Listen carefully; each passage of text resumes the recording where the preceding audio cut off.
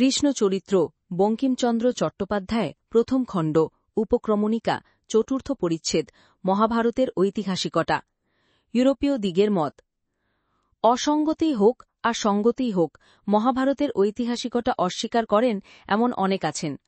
বলা বাহুল্য যে ইহারা ইউরোপীয় পণ্ডিত অথবা তাহাদিগের শিষ্য। তাহাদিগের মতের সংক্ষেপত উল্লেখ করিব। বিলাতি বিদ্যার একটা লক্ষ্য নেই যে তাহারা স্বদেশে যাহা দেখেন মনে করেন বিদেশে ঠিক তাই আছে। তাহারা মূর ভিন্ন অগৌরবর্ণ কোন জাতি জানিতেন না, এজন্য এ দেশে আসিয়া হিন্দুদিগেকে মূর বলিতে লাগিলেন। সেইরূপ স্বদেশে এপিক কাব্য ভিন্ন পদ্যে রচিত আখ্যান গ্রন্থ দেখেন নাই। সুতরাং ইউরোপীয় পণ্ডিতেরা মহাভারত ও রামায়ণের সন্ধান পাইয়াই ওই দুই গ্রন্থ এপিক কাব্য বলিয়া সিদ্ধান্ত করিলেন। যদি কাব্য, তবে আর উহার ঐতিহাসিকতা কিছু রহিল না, সব এক কথায় ভাসিয়া গেল। ইউরোপীয় পণ্ডিতেরা এই বল কিয়ৎ পরিমাণে ছাড়িয়াছেন, কিন্তু তাদের দেশী শিষ্যরা ছাড়েন নাই। কেন মহাভারতকে সাহেবরা কাব্যগ্রন্থ বলেন, তাহা তাহারা ঠিক বুঝান নাই। উহা পদ্যে রচিত বলিয়া এরূপ বলা হয় এমন তো হইতে পারে না, কেননা সর্বপ্রকার সংস্কৃত গ্রন্থই পদ্যে রচিত। বিজ্ঞান, দর্শন, অভিধান, জ্যোতিষ, চিকিৎসাশাস্ত্র সকলেই পদ্যে প্রণীত হইয়াছে।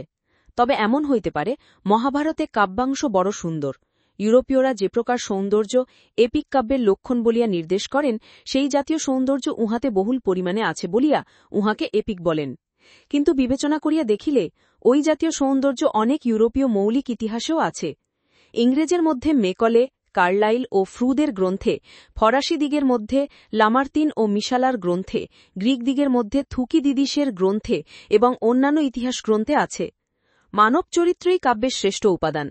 ইতিহাসবেত্তাও মনুষ্য চরিত্রের বর্ণনা করেন। ভাল করিয়া তিনি যদি আপনার কার্য সাধন করিতে পারেন, তবে কাজেই তাহার ইতিহাসে কাব্যের সৌন্দর্য আসিয়া উপস্থিত হইবে। সৌন্দর্য হেতু ওই সকল গ্রন্থ অনৈতিহাসিক বলিবা পরিত্যক্ত হয় নাই। মহাভারতও হইতে পারে না। মহাভারতে যে সে সৌন্দর্য অধিক পরিমাণে ঘটিয়াছে, তাহার বিশেষ কারণও আছে।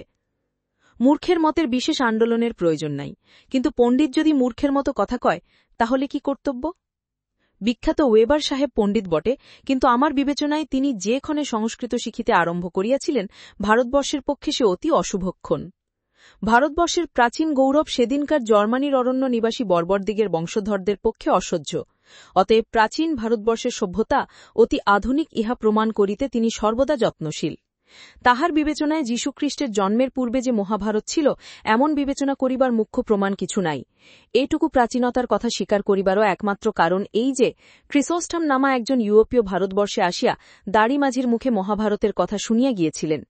পাণিনির সূত্রে মহাভারত শব্দ আছে, যুধিষ্ঠিরাদেরও নাম আছে, কিন্তু তাহাতে তাহার বিশ্বাস হয় না, কেননা পাণিনিও তাহার মতে কালকের ছেলে। তবে একজন ইউরোপীয়র পবিত্র কর্ণরন্ধ্রে প্রবিষ্ট নাবিক বাক্যের কোন প্রকার অবহেলা করিতে তিনি সক্ষম নহেন। অতএব মহাভারত যে খ্রিস্টীয় প্রথম শতাব্দীতে ছিল, ইহা তিনি কায়ক্লেশের স্বীকার করিয়াছেন। কিন্তু আরেকজন ইউরোপীয় লেখক, যিনি খ্রিস্টপূর্ব তৃতীয় বা চতুর্থ শতাব্দীর লোক এবং ভারতবর্ষে আসিয়া চন্দ্রগুপ্তের রাজধানীতে বাস করিয়েছিলেন, তিনি তাহার গ্রন্থে মহাভারতের কথা লেখেন নাই। কাজেই বেবার সাহেবের বিবেচনায় তাহার সময় মহাভারত ছিল না। এখানে জার্মানি পণ্ডিতটি জানিয়া শুনিয়া ইচ্ছাপূর্বক জুয়াচুরি করিয়াছেন, কেননা তিনি বেশ জানেন যে মিভাস্থিনিসের ভারত সম্বন্ধীয় গ্রন্থ বিদ্যমান নাহি, কেবল গ্রন্থকার তাহা হইতে যে সকল অংশ তাহাদিগের নিজ নিজ পুস্তকে উদ্ধৃত করিয়াছিলেন, তাহাই সংকলনপূর্বক ড সোয়ানব্যাক নামক একজন আধুনিক পণ্ডিত একখানি গ্রন্থ প্রস্তুত করিয়াছেন। তাহাই এখন মেগাস্থিনিসকৃত ভারত বৃত্তান্ত বলিয়া প্রচলিত। তাহার গ্রন্থের অধিকাংশ বিলুপ্ত। সুতরাং তিনি মহাভারতের কথা বলিয়াছিলেন কিনা বলা যায় না। ইহা জানিয়া শুনিয়াও কেবল ভারতবর্ষের প্রতি বিদ্বেষ বুদ্ধির বশত বেবার সাহেবের রূপ কথা লিখিয়াছেন। তাহার প্রণীত ভারত সাহিত্যের ইতিবৃত্ত বিষয়ক গ্রন্থের আদ্যপান্ত ভারতবর্ষের গৌরব লাঘবের চেষ্টা ভিন্ন অন্য কোন উদ্দেশ্য দেখা যায় না। এরপর বলা বাহুল্য যে মেগাস্থেনিস মহাভারতের নাম করেন নাই, ইহাতেই এমন বুঝায় না যে তাহার সময় মহাভারত ছিল না। অনেক হিন্দু জার্মানি বেড়াইয়া আসিয়াছেন, গ্রন্থও লিখিয়াছেন, তাহাদের কাহারও গ্রন্থে তো বেবার সাহেবের নাম দেখিলাম না। সিদ্ধান্ত করিতে হইবে কি যে বেবার সাহেব কখনো ছিলেন না? অন্যান্য পণ্ডিতেরা বেবার সাহেবের মতো সব উঠাইয়া দিতে চাহেন না। তাহারা যে আপত্তি করেন তাহা দুই প্রকার। এক, মহাভারত প্রাচীন গ্রন্থ বটে, কিন্তু খ্রিস্টপূর্ব চতুর্থ কি পঞ্চম শতাব্দীতে প্রণীত হইয়াছিল, তাহার পূর্বে এরূপ গ্রন্থ ছিল না।